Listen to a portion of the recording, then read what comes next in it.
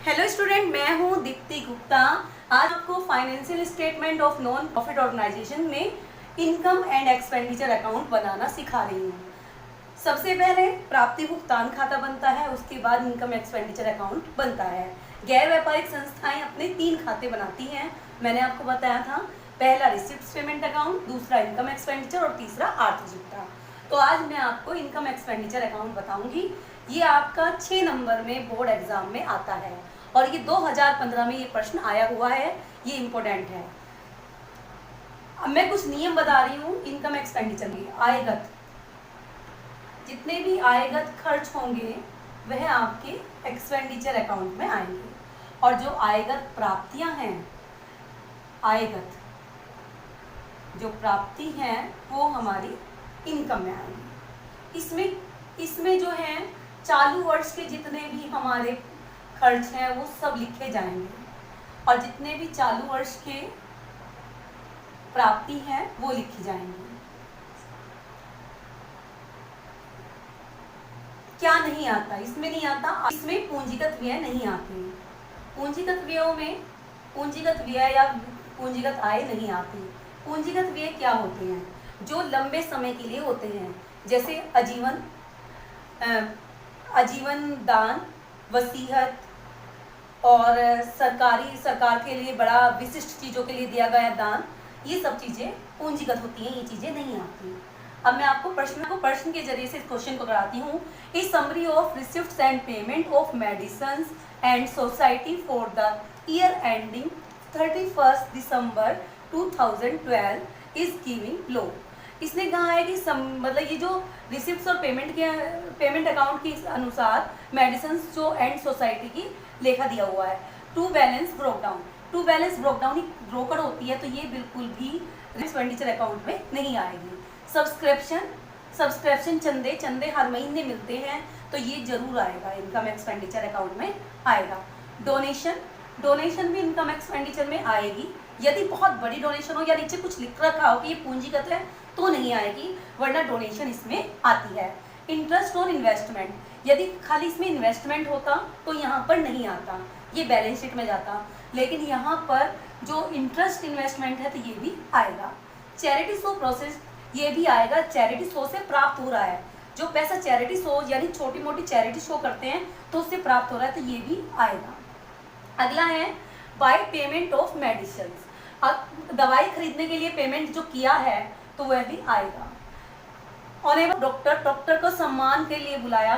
जो संस्थाएं होती हैं ये चैरिटी वगैरह से चलती हैं, तो यहाँ पर सम्मान देने के लिए डॉक्टर को बुलाते हैं, तो इसमें जो पैसा खर्च करते हैं तो वो आता है। सैलरी भी हर महीने देनी पड़ती है जिसको भी रखा है, तो ये भी आएगा। सन्ड्री एक्सपेंसेस, ये भी आएगा। छोटे मोटे जो खर्चे होते हैं वे आते हैं। बाय इक्विपमेंट क्या होता है? इक्विपमेंट होता है यानी औजार जो होते हैं वो तो कई साल तक चलेंगे, तो ये बैलेंस शीट में आएगा, इसमें नहीं आएगा। बाय चैरिटी शो की जो एक्सपेंसेस होंगे वह भी इसमें आएंगे। बैलेंस, ये कैश है, कैश बैलेंस शीट में आता है, इसमें नहीं आएगा। अब देखिए इसकी कुछ समायोजना दे रखी हैं। सब्सक्रिप्शन ड्यू का अर्थ होता है आउटस्टैंडिंग यानी अदद। अब ये अदद है, अदद वाले में हमने बताया था सब्सक्रिप्शन जगह 1/1/2012 यानी बिगनिंग, यानी ये तो ओपनिंग का है, और ये क्या है? क्लोजिंग का। तो ओपनिंग वाला जो होता है उसे क्या करेंगे? लेस, और क्लोजिंग वाले को ऐड करते हैं। सब्सक्रिप्शन रिसीव इन एडवांस का मतलब है प्रीपेड यानी पूर्वदत्त, पहले ही दे चुके हैं। पूर्वदत्त का फॉर्मूला बताया था मैंने, जो ओपनिंग का होता है उसे ऐड करते हैं और क्लोजिंग का माइनस करते हैं। इस तरह हमारा सब्सक्रिप्शन निकल के आएगा। अगला है स्टॉक ऑफ मेडिसिन। स्टॉक, जो मेडिसिन का स्टॉक है, इसमें ओपनिंग का 10,000 है और क्लोजिंग का 15,000 है। Amount due to medicine supplier को, यानी जिसने हमें दवाइयाँ दी थी उसको हमने पैसा दिया है, यानी क्रेडिटर हुए। ये एक तरह से कौन होते हैं? क्रेडिटर जो है 8,000 के थे ओपनिंग, और क्लोजिंग 12,000 के हैं। तो जो ओपनिंग है उसे हम, मतलब एक चीज़ मैं अगर बताऊं तो जो हमारी एसेट्स होती हैं, जितनी भी एसेट्स होती हैं वो ओपनिंग की प्लस होंगी और क्लोजिंग की माइनस, और जितनी भी लायबिलिटी होती हैं वो जो है ओपनिंग की माइनस और क्लोजिंग की प्लस होती है। तो यहाँ ओपनिंग की माइनस और क्लोजिंग की प्लस होगी। वैल्यू ऑफ इक्विपमेंट, जो वैल्यू ऑफ इक्विपमेंट है उसे हम निकालेंगे हराश। इसमें वैल्यू यानी कि मूल्य इक्विपमेंट का, और ऐसे ही बिल्डिंग का दिया हुआ है। इससे करना है हमें prepare income and expenditure account for the year ending 31 December 2012। सबसे पहले हम सब्सक्रिप्शन को लेते हैं। सब्सक्रिप्शन लेने के लिए हम थोड़ा सा फॉर्मूला बनाएंगे। सब्सक्रिप्शन रिसीव, हमें सब्सक्रिप्शन कितना रिसीव हुआ है 50,000 एट आउटस्टैंडिंग क्लोजिंग। आउटस्टैंडिंग जो क्लोजिंग का सब्सक्रिप्शन है वो है 1,000 और प्रीपेड ओपनिंग, प्रीपेड ओपनिंग का कितना है 1,000। इसे जोड़ लेंगे 52,000 हो गया। माइनस करेंगे आउटस्टैंडिंग ओपनिंग, जो ओपनिंग की आउटस्टैंडिंग है वो 500 रुपये है। प्रीपेड क्लोजिंग, जो प्रीपेड की क्लोजिंग है वो कितनी है 500, 500 500 1,000, 1,000 इसमें से लेस कर देंगे। तो कुल मिला के यहाँ पर 51,000 जो है सब्सक्रिप्शन इस साल का है। तो इसे हम इनकम में लिखेंगे, यहाँ पर लिखेंगे बाय सब्सक्रिप्शन। ये सब्सक्रिप्शन ड्यूरिंग द ईयर है। पूरा सब्सक्रिप्शन कितना हुए 51,000 यानी 51,000 रुपये सब्सक्रिप्शन हुआ। दूसरा डोनेशन, डोनेशन के बारे में कुछ भी नहीं दिया हुआ है तो सेम अमाउंट इसमें डाल देंगे।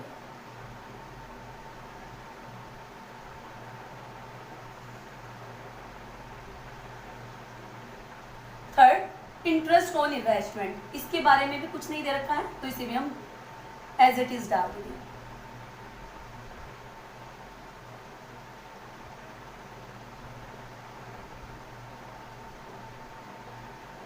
नेक्स्ट चैरिटी शो, जो चैरिटी शो से प्राप्त हो रहा है हमें पैसा उसे भी हम यहाँ पर डाल देंगे। जो भी प्राप्तियां हैं वो हमें यहाँ पर लिखनी है।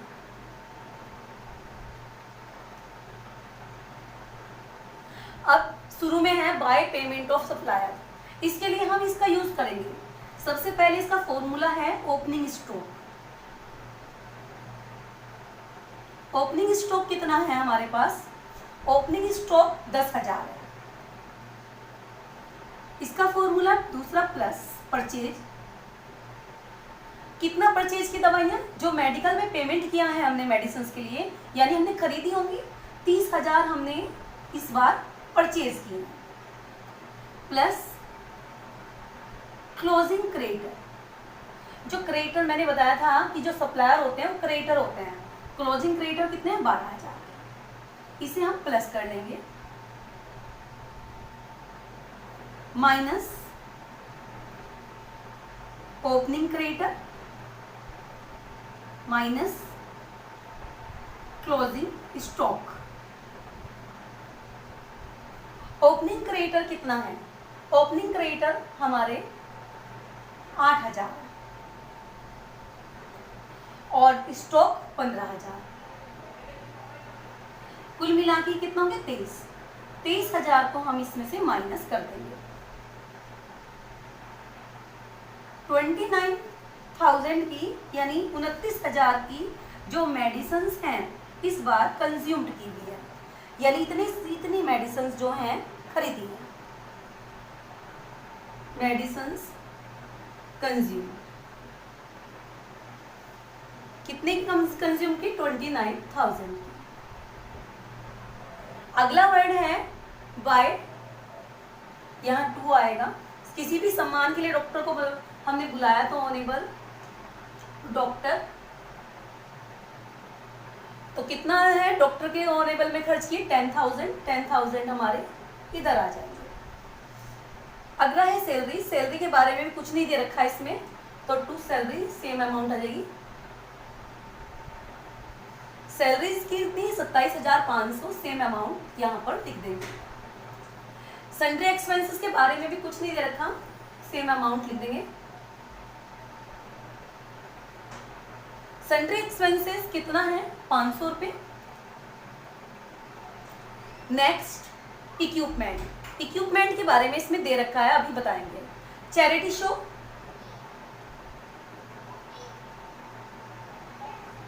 चैरिटी शो के जो एक्सपेंसेस होंगे वो भी हम इसमें डाल देंगे। 1000 रुपीज है चैरिटी शो के एक्सपेंसेस। अब इक्विपमेंट का देखते हैं, इक्विपमेंट कितनी है।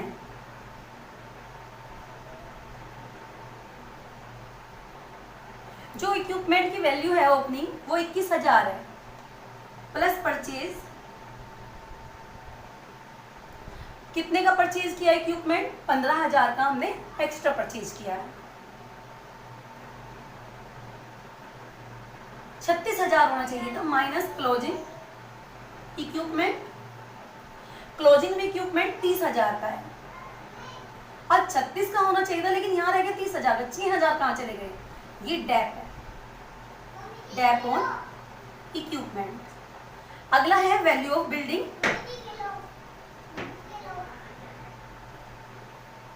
40,000 ओपनिंग की है, माइनस क्लोजिंग बिल्डिंग, क्लोजिंग की 38,000 है। अब 40,000 की चीज है, 38,000 की हो गई, तो 2,000 कहाँ गए, क्योंकि खरीदी ना बेची, 2,000 की ये डेप का हो गया। अब डेप किधर आता है, खर्चों में, डेप लिख कर लिख देंगे। सबसे पहले इक्विपमेंट,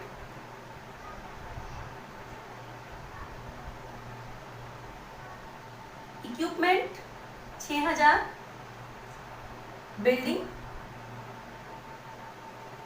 बिल्डिंग का जो डेप है वो 2,000, 8,000 डेप लग गया, और कोई खर्चा नहीं है। अब हम क्या करते हैं, इधर का भी प्लस करेंगे और इधर का भी प्लस करेंगे। जब हम इधर का प्लस करेंगे तो प्लस आ गया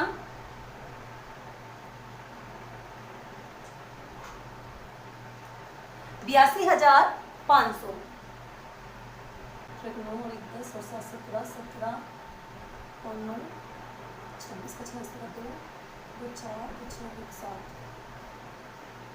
इधर का जो टोटल है वो 76,000 आ गया, और इधर का टोटल 82,000 ज़्यादा है 500, तो दोनों तरफ 82,500 डाल देंगे। इसमें से टोटल घटाएंगे, 6,500 जो है वह को क्या चीज़ ज़्यादा है, एक्सपेंडिचर कम है, किससे, इनकम से। तो या तो इसे हम सरप्लस लिख देते हैं, टू सरप्लस, या इसको लिख देंगे इनकम ओवर एक्सपेंडिचर, या इसको लिख देते हैं इनकम ओवर एक्सपेंडिचर, क्योंकि इनकम ज्यादा है एक्सपेंडिचर से।